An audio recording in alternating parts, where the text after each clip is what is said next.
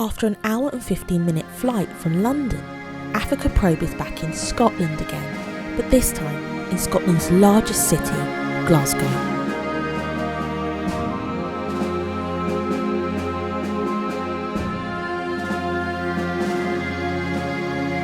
The city, which has a population of approximately 600,000, is located on the banks of River Clyde. This river was an important river for shipbuilding as well as trade during the British Empire.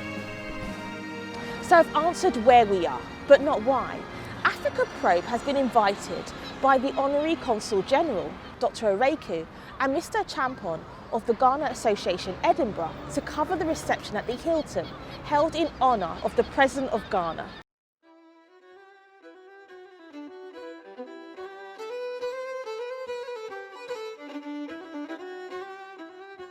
Night has fallen on this beautiful city, and we arrive at the Hilton, where the reception, held in honour of the President, will be taking place.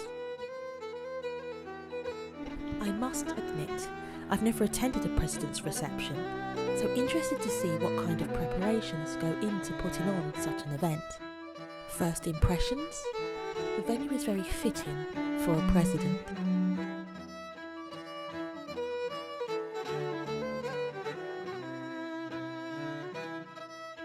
They are definitely putting on a Scottish welcome.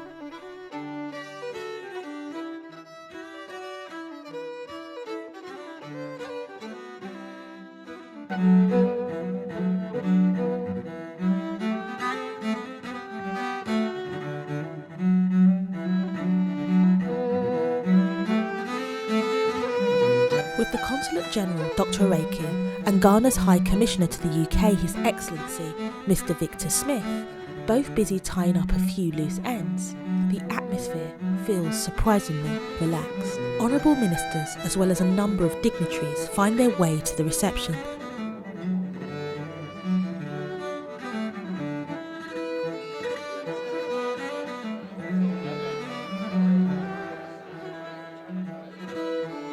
And it's not too long until even more guests arrive.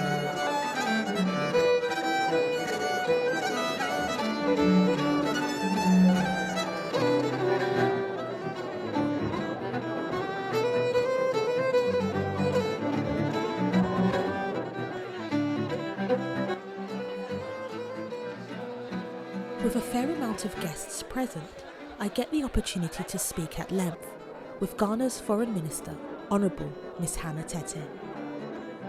By now it's, let's just say, a pretty full house and the perfect time for His Excellency, the President of the Republic of Ghana, John Mahama, and the First Lady to make an entrance. As the President and the First Lady take their positions, we are all still whilst the Ghana National Anthem is played.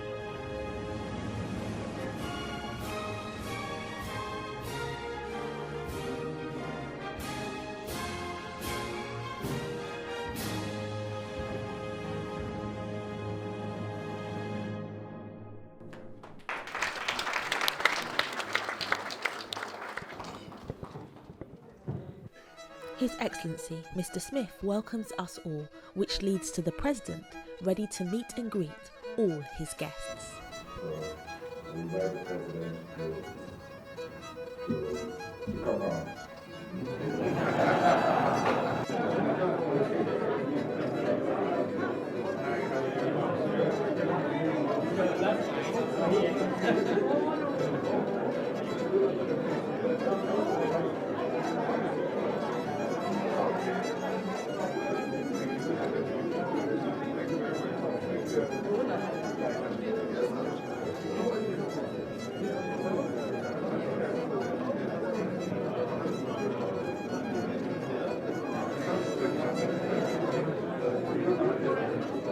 With meet and greets now over, the Consulate General says a few words.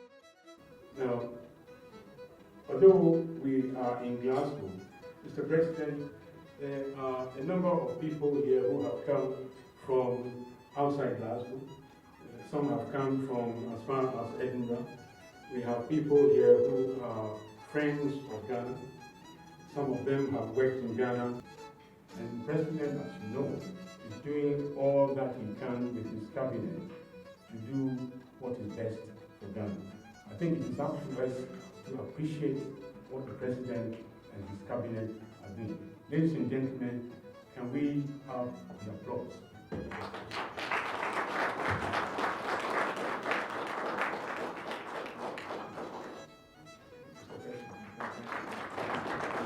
He then invites the President to speak, who takes to the stage a little human. This is rather like a cocktail, all standing, and so I'm not going to inflict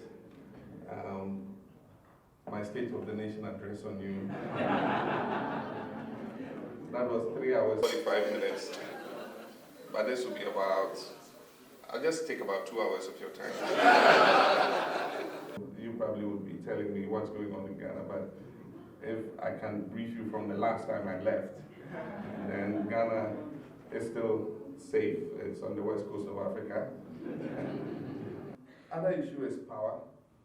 We have done a lot of work, and I wouldn't say we're out of the woods yet, but at least the word doomsday is used less, than it was last year.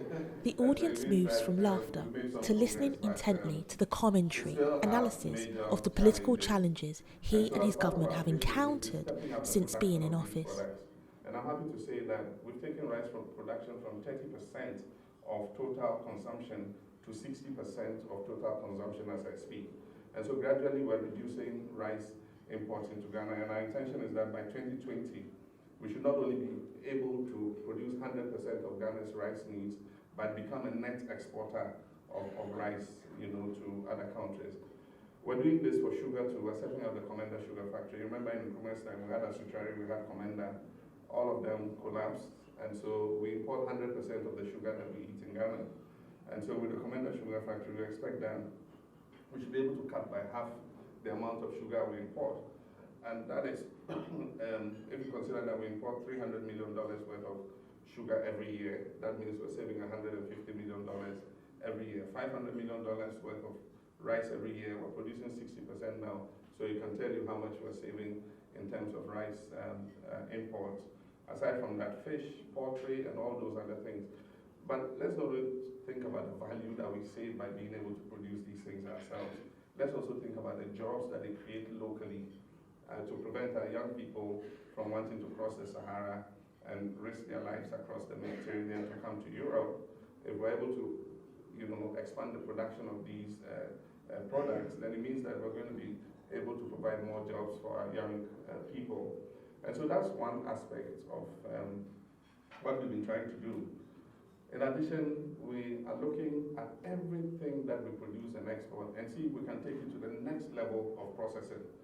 And so, for instance, cocoa, why must we continue to bring cocoa beans, raw cocoa beans, to Europe every year when we can process it into liquor, into cocoa powder, into cocoa butter, and all the other things that go into finished products? And so we're encouraging more processing of cocoa. Currently we're processing about 30% of the cocoa that we produce, and the aim is to raise that to about 50% in the next 4 years by 2020. And so we're encouraging the setting up of more cocoa processing plants so that, one, we can export more value-added products and make a better income on our cocoa, but also produce more jobs for young people in Ghana to be able to work instead of exporting those jobs. Gold, Ghana was called the Gold Coast. We are among the top 10 producers of gold, and we export about 100 tons of gold every year. And all this gold is exported as raw bullion, and so when the world market price for gold fluctuates, then it affects us. And so revenue from gold has fallen nearly 50% because the world market price is currently at about $1,100 per fine ounce. And yet, if you just took the process further and you refine that gold, then you finally find that, the value of that gold is even more. And if you refined it and then you turned it into jewelry, you find that even for a small amount of gold, you make much more money than for a whole bar of raw gold. And so we encourage the private sector to invest in refining capacity.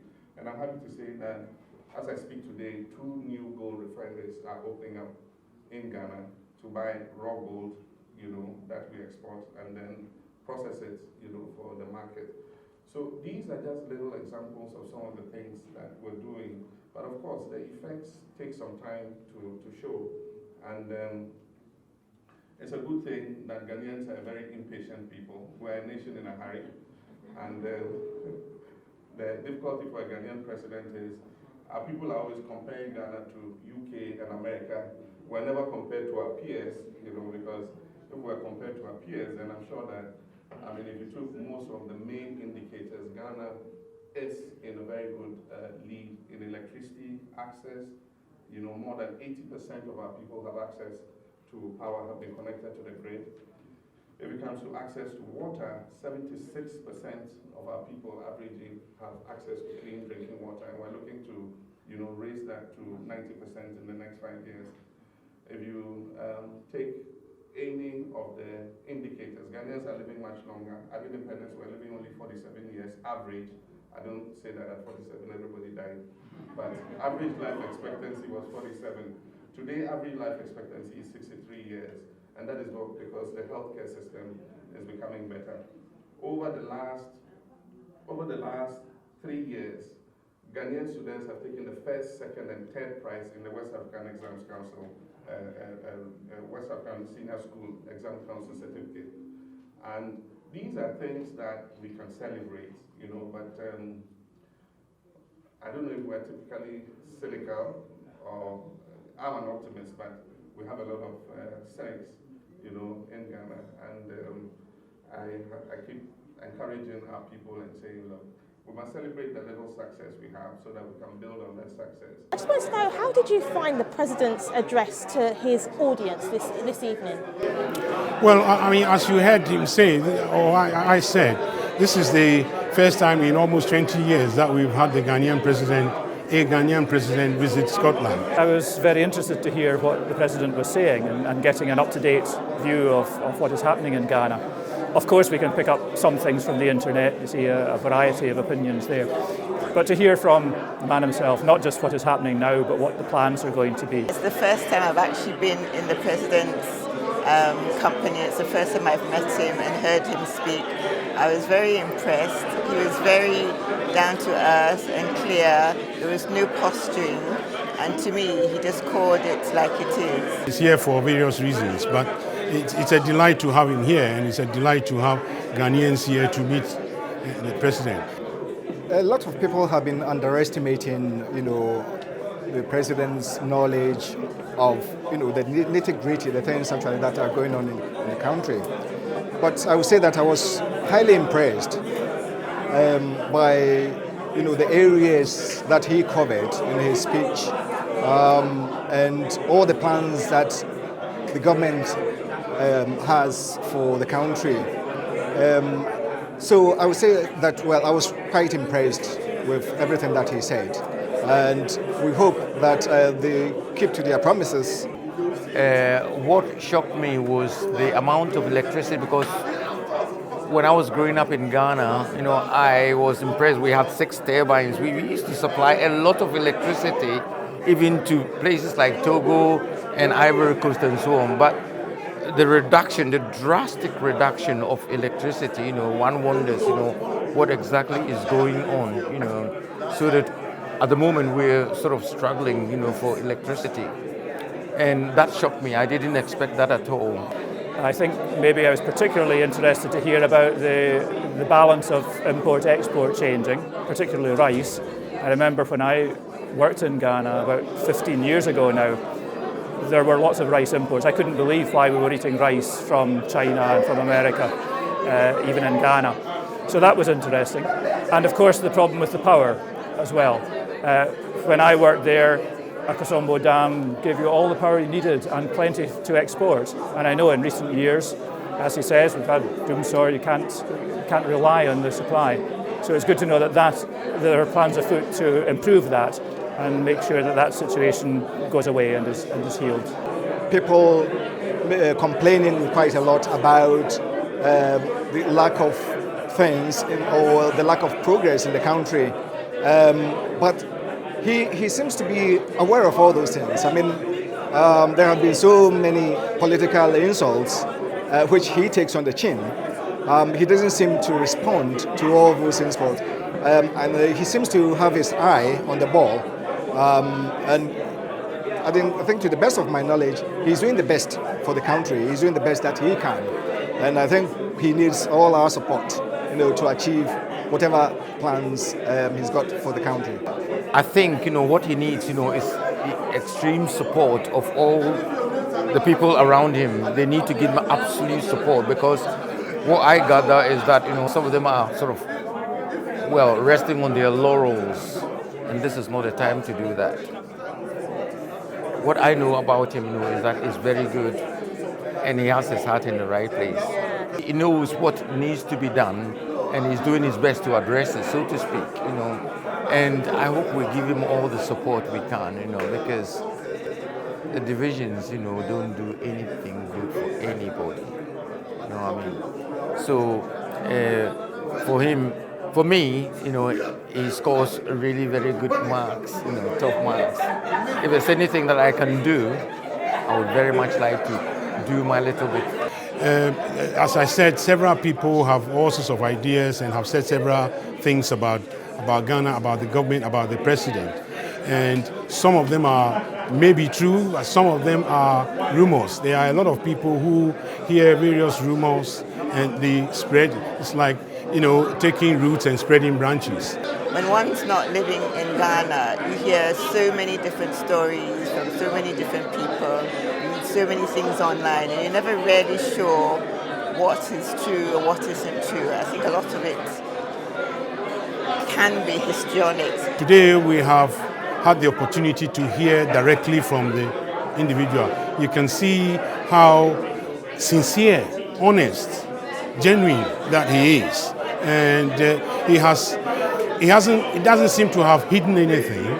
He's told us what the challenges are, what he plans to do, what he wishes to get, how far he wishes to get Ghana in the term that he has. So it's a delight to have had him here, and we hope that with the new understanding of his wishes, we will be able to support him and support Ghana, even from outside. But listening to the president today, it made it all very clear. He gave a vision of what he and his team have for the future of Ghana, and it all sounded very, very positive, and there's a great future ahead for Ghana. This is the first time I personally have met the president, and although I've seen him on television, this is my first time of meeting him.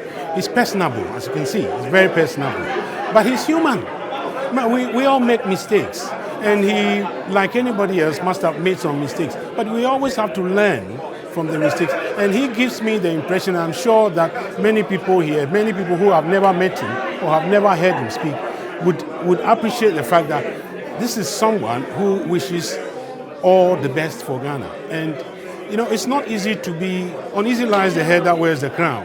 And so many people are going to say all sorts of things. But we see it, we have seen it here. This is a genuine individual, and I hope with the support of the people of Ghana, with God's help, Ghana will win. The general consensus is people don't tend to trust politicians. You would find it difficult to find a few who would beg to differ on this. Most people find politicians machine-like, out of touch, and experts in churning out predictable sound bites, which only leaves the masses with no option but to be highly suspicious and become disengaged with politics. I can almost hear the president's and government's critics now. but I can only speak for myself and comment on my own experience and what I observed before me. A president, and dare I say it, who came across sincere, integral, and ultimately serious about tackling the challenges that face Ghana. I have to be honest, it was not what I was expecting, as I'm certainly not exempt from allowing my judgment to be clouded by what I have heard. But like one of the guests who I interviewed said, it does no one no good. And to add to that, I would say that such a position can only be divisive, regressive, as it leads to almost expecting to dislike, wanting to disagree, or even needing to object.